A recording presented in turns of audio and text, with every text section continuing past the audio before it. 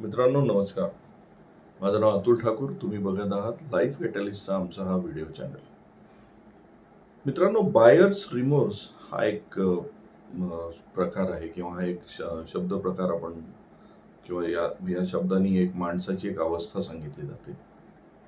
Buyers remorse म्हणजे काय, तर पर्टिक्युलरली हा ज्यावेळेस माणूस काही खरेदी करतो, खरेदी केल्यानंतर त्याला नंतर एक पश्चाताप होतो इमिडिएटली.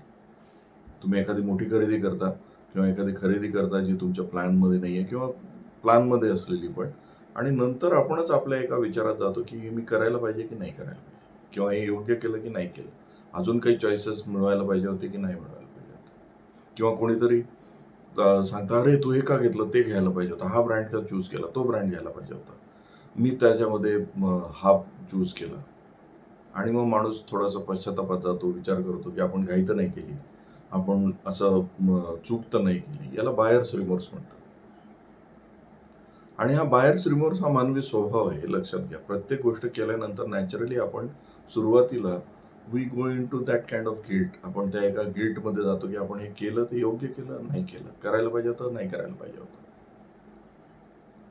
आणि हे फक्त खरेदीच्या बाबतीतच आहे असं नाहीये मित्रांनो. हे प्रत्येक बाबतीत आहे. तुम्ही बघा, तुम्ही जे जे काही निर्णय घेता लाईफमध्ये, त्या प्रत्येक निर्णयानंतर माणूस पहिली गोष्ट स्वतःला चॅलेंज करायला लागतो. अरे मी योग्य केलं की नाही केलं? तो बायर्स रिमोर्स प्रत्येक ठिकाणी काम करत असतो. म्हणजे माझ्याकडे जे पॅरेंट जे नवरा-बायको किंवा कपल्स काउन्सिलिंगला येतात, बऱ्याचशा सेशन्स नंतर भेटायला येतात. त्यावेळेस मला असं आढळलं की त्यांच्यामध्ये पण हा बायर्स रिमोर्स असतो. ते सुद्धा इनडायरेक्टली, डायरेक्टली हेच बोलून दाखवतात, "अरे, हे लग्न केलंय, मी योग्य केलं की नाही केलं? याच्यापेक्षा वेगळं काही करायला पाहिजे होतं का? अजून थोडं थांबायला पाहिजे होतं, काही तर नाही केली." हा बायर्स रिमोर्स तुम्हाला जिथे-तिथे दिसेल.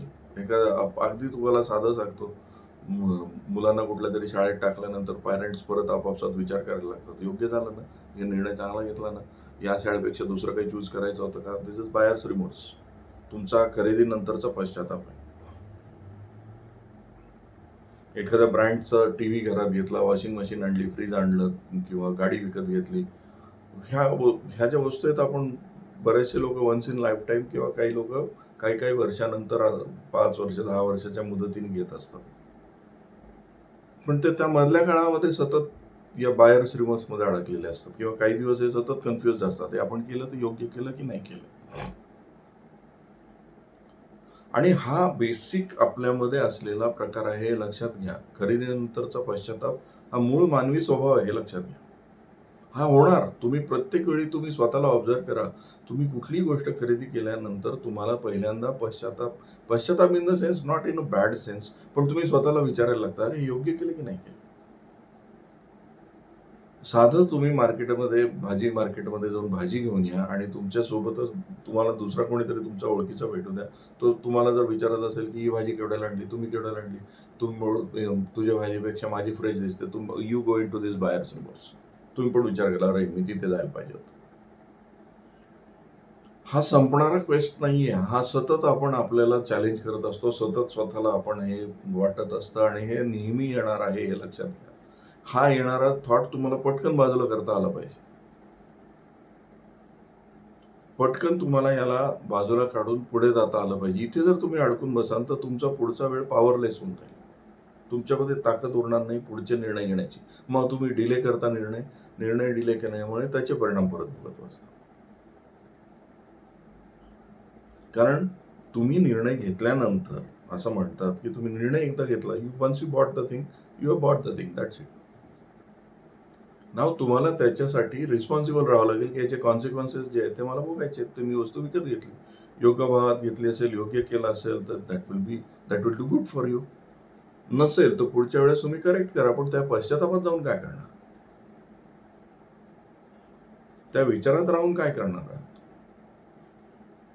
त्यामुळे एक लक्षात घ्या, बेसिकली माणसाला कुठलीही गोष्ट केल्यानंतर बायर्स रिमोर्स होणारच आहे. म्हणजे तो स्वतःला थोडंसं गिल्टमध्ये जाणार, अरे हे करायला पाहिजे होतं की नाही करायला, केलं नसतं तर बरं झालं असतं, अजून थोडं थांबलं झालं असतं.